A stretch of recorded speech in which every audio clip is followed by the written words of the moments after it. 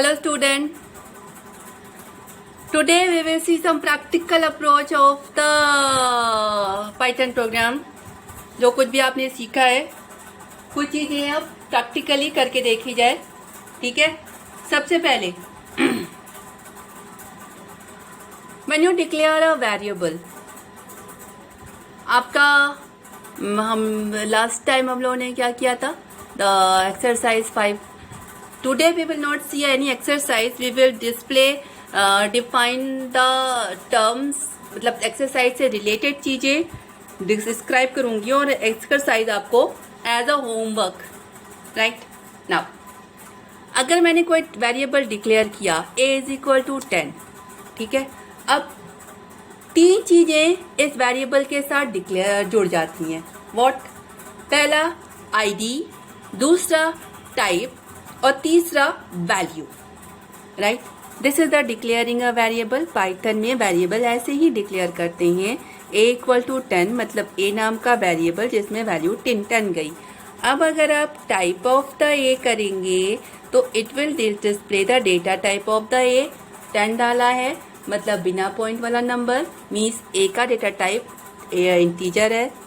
Value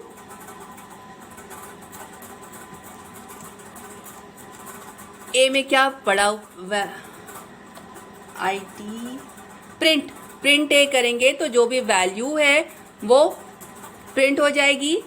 ठीक है. और ID ए करेंगे तो ए में जो वैल्यू है वो वैल्यू का एड्रेस क्या है ये प्रिंट हो जाएगा. ठीक. ये this is the declaring a variable. Now come to the reading and printing. ठीक है. सबसे पहले प्रिंट स्टेटमेंट पे आते हैं. देखिए प्रिंट अ वेरिएबल आप constant, string constant, double quote, single code में प्रिंट कर सकते हैं. मतलब my name is Ram. Single code start किया है तो सिंगल कोड से बंद होगा, डबल कोड स्टार्ट किया है तो डबल कोड से बंद होगा. ठीक है. उसके बाद जो भी दूसरी वैल्यू लिखी है आपने, आई लिव इन वाराणसी या लिव इन प्रयागराज,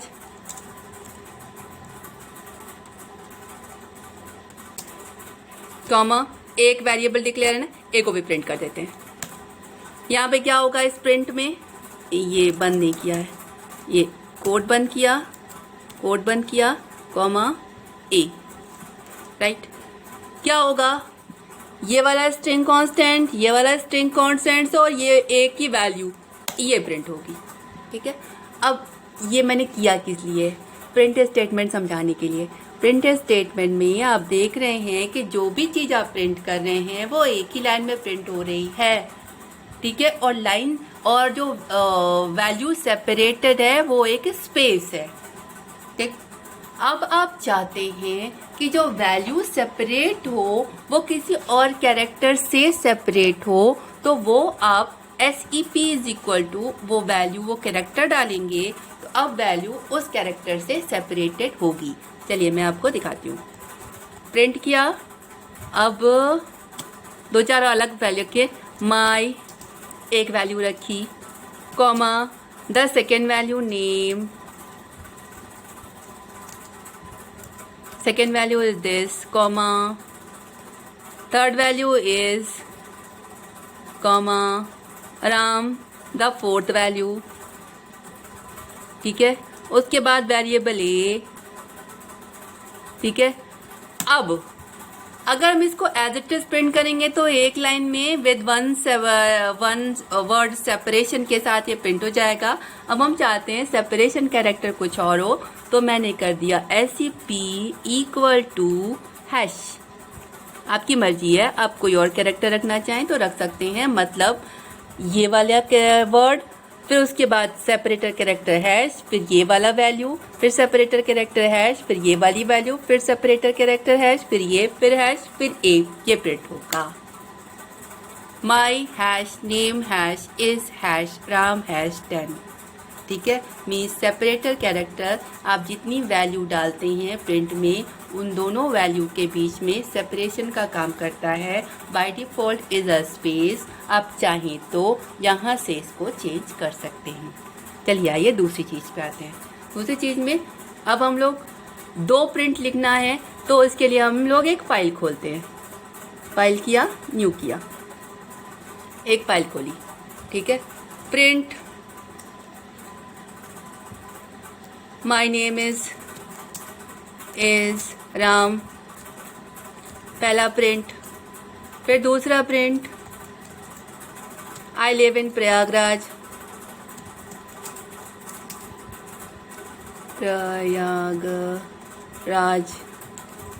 दूसरा प्रिंट। तीसरा print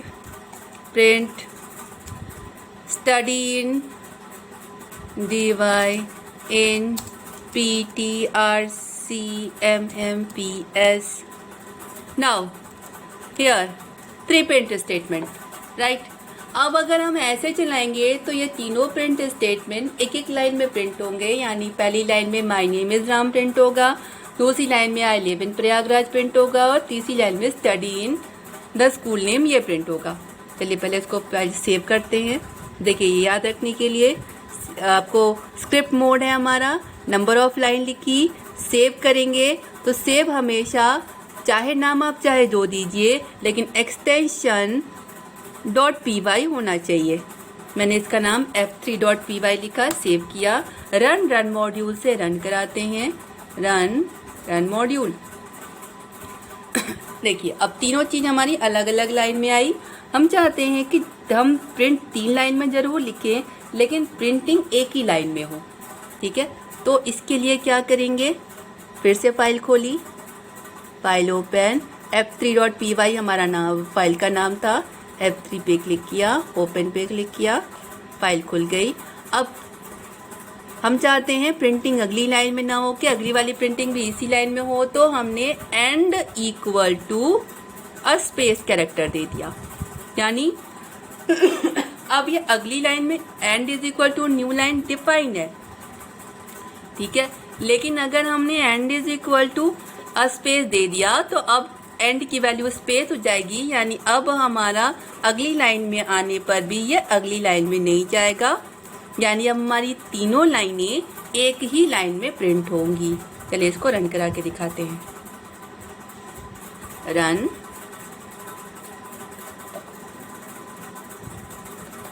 run module, save.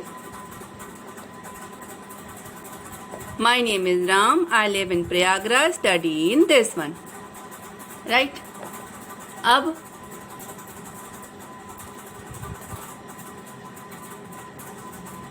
Now अब आगे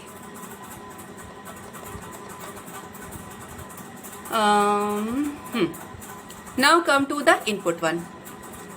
रीडिंग करने के लिए ये तो हो गया प्रिंटिंग, प्रिंट कमांड से आप प्रिंट यूज करते हैं। रीडिंग के लिए आप इनपुट कमांड यूज करते हैं। इनपुट कमांड चलिए देखते हैं। जैसे मैंने किया a equal to input enter as,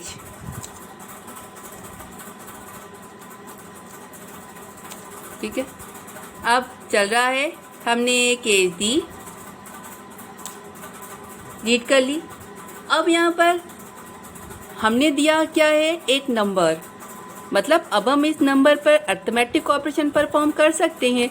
तो अगर मैंने किया b इक्वल टू, ये देखिए, लेकिन मैंने a प्रिंट किया है तो ये आपका सिंगल कोड में प्रिंट हो रहा है। मीन्स आपका इनपुट वाला जो भी रीड करता है वो उसको एक स्ट्रिंग की तरीके से रीड करता है, ठीक है। Input function always return a string.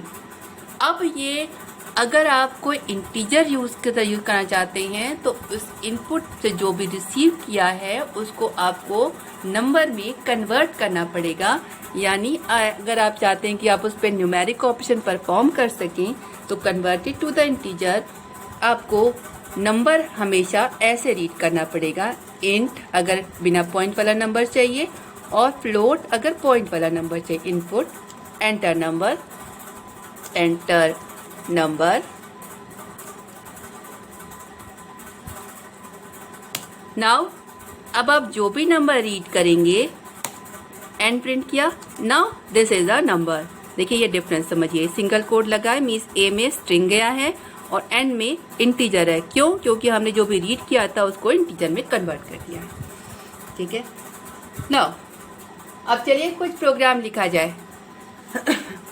Python आप लगभग सारा पढ़ चुके हैं, तो नॉर्मल प्रोग्राम लिखते हैं। चलिए एक प्रोग्राम लिखते हैं। सबसे स्टार्टिंग प्रोग्राम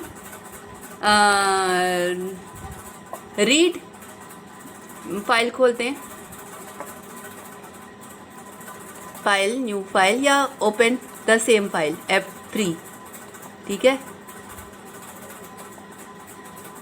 एक प्रोग्राम रीड करते हैं जो 3 नंबर रीड करे, या सिंपल इंटरेस्ट का प्रोग्राम लिखते हैं।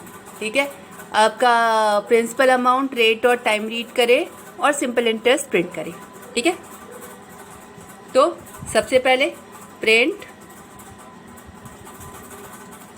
Enter principal amount, enter principal amount,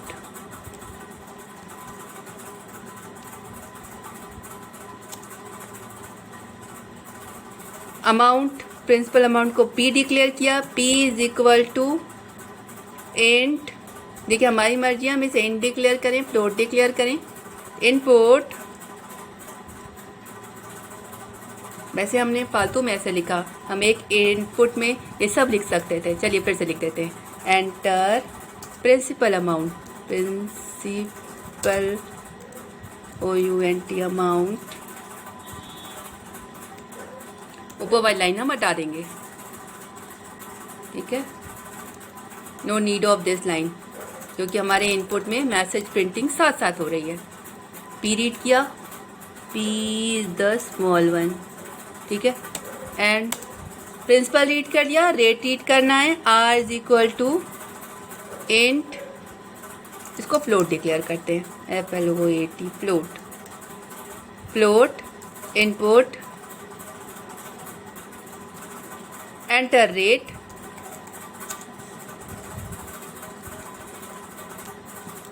और enter time period, T is equal to int enter time period, input time. हमारे पास P आ गया, R आ गया, T आ गया। अब हमें सिंपल इंटरेस्ट निकालना है। SI किया, simple interest is equal to P multiplied by R multiplied by T divide by 100।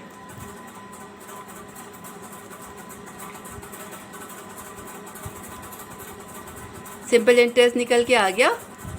ठीक है, अब सिंपल इंटरेस्ट को प्रिंट कर लो। ठीक है, print simple interest is, simple interest is comma SI। चलिए रन कराते हैं। क्या कर रहा है हमारा प्रोग्राम? सबसे पहले ये लाइन चलेगी। देखिए आप यहाँ पे देख रहे होंगे कि मैंने यहाँ पर सिंगल कोट का इस्तेमाल किया है और बाकी जगह डबल कोट का इस्तेमाल किया है। तो ये बताता है कि पाइथन में आपके दोनों चलते हैं, आप दोनों में से कोई भी यूज़ कर सकते हैं, सिंगल कोट डबल कोट। बस ये याद रखना पड़ेगा कि अगर सिंगल कोट स्टार्ट किया है तो सिंगल कोट से बंद कीजिए, डबल कोट स्टार्ट किया है तो डबल कोट से बंद कीजिए, अदरवाइज कोई और फर्क नहीं पड़ेगा। ठीक है, आप डबल कोट से भी स्ट्रिंग लिख सकते हैं, सिंगल कोट से भी स्ट्रिंग लिख सकते हैं। मैंने दोनों से स्ट्रिंग लिखी है।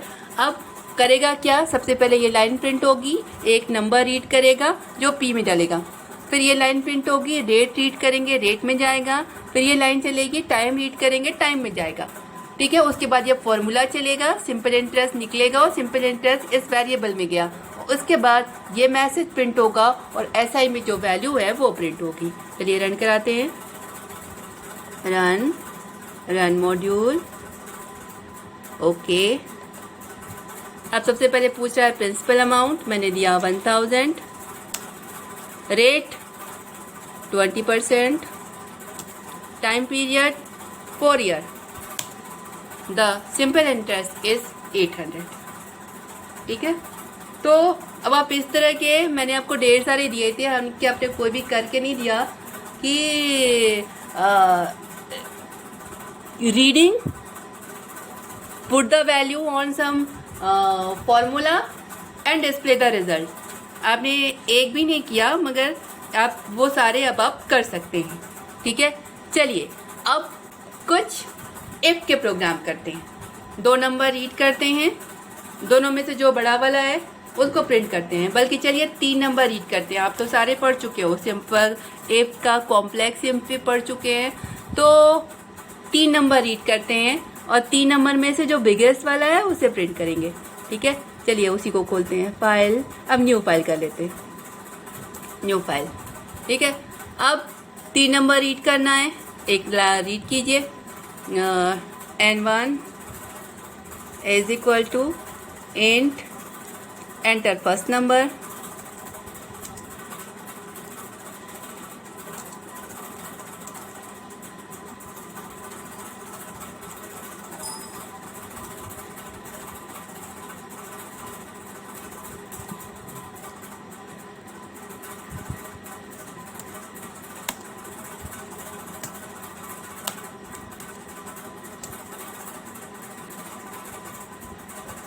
ये n2 कर देंगे, n2 एंटर सेकेंड नंबर,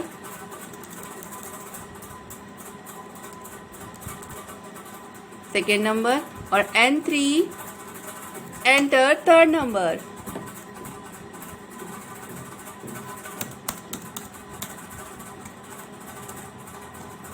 तीन नंबर रीड कर लिए, n1 n2 n3। अब हमें तीनों में से बिगेस्ट निकालना है। ठीक है, मैंने आपको कॉम्प्लेक्स इफ, मल्टीपल इफ ये 2 तरीके से हो सकता है, एक इफ एल्स से और एक इफ के अंदर इफ एल्स से। ठीक है, तो सबसे पहले इफ कॉम्प्लेक्स वाला करते हैं। इफ मतलब combined one, n1 is greater than n2 and n1 is greater than n3। मतलब n1 आपका n2 से भी बड़ा है और n3 से भी बड़ा है, तो सबसे बड़ा कौन हुआ? n1। Print n1 is the biggest one, n1 की वैल्यू, ठीक है, कॉमा इज बिगेस्ट,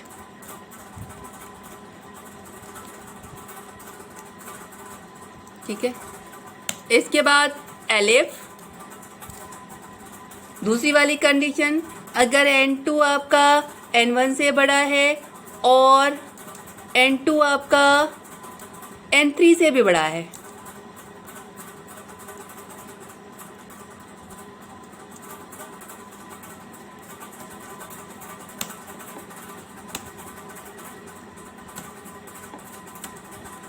तो सबसे बड़ा कौन हुआ? n2।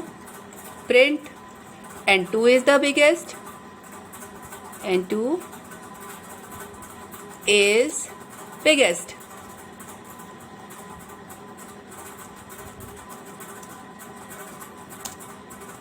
अब अगर दोनों कंडीशन नहीं सही ट्रू है तो n3 सबसे बड़ा होगा। हमने कोई कंडीशन नहीं चेक की, एलिफ में सीधा सीधा प्रिंट कर दिया n3 is the biggest, n3 is biggest। चलिए अब इसको रन कराते हैं। पहले सेव करते हैं, फाइल, सेव, इसको हम f4.py नाम से सेव कर रहे हैं। Saving, now run module, unmatch this one where input तो डाला ही नहीं, इंट इनपुट, नीचे वाला भी,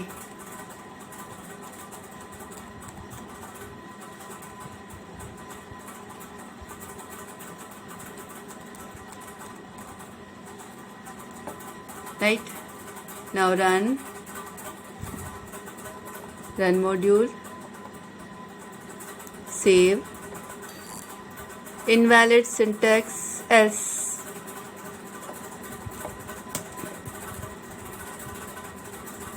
run module, ओके। पहला नंबर मांग रहा है 78 दिया, दूसरा नंबर मांग रहा है 96 दिया, और तीसरा नंबर हमने 67 दिया। 96 इज बिगेस्ट, राइट? तो उसने जो भी हमने लॉजिक लगाया, सबसे पहले ए को चेक किया क्या दोनों से बड़ा है, फेल हो गया। फिर बी को चेक किया क्या वो पहले से बड़ा है, ये ट्रू हुआ। सी से चेक बड़ा है, हाँ ट्रू हुआ, तो उसने बी को बिगेस्ट कर दिया। चलिए कुछ और डाल के देखते हैं। Same, open F4। अब दूसरे नंबर के साथ इसको रन कराते हैं। रन मॉड्यूल, ठीक है। फर्स्ट नंबर हमने मान लीजिए 56 दिया, सेकेंड नंबर हमने 43 दिया, और थर्ड नंबर हमने 98 दिया। The 98 is the biggest one, ठीक है। तो आप जो भी कॉम्बिनेशन दिए उसके बेस पर ये आपको द बिगेस्ट कौन है ये बता देगा, ठीक। सफिशिएंट वन, मैंने आज जितनी भी चीज़ें बताई इसके बेस पर जो आपका प्रैक्टिकल फाइल में है वो एज अ होमवर्क भेजूंगी। डू द होमवर्क, अगर कोई प्रॉब्लम आए तो पूछिएगा, ठीक है। Okay, thank you.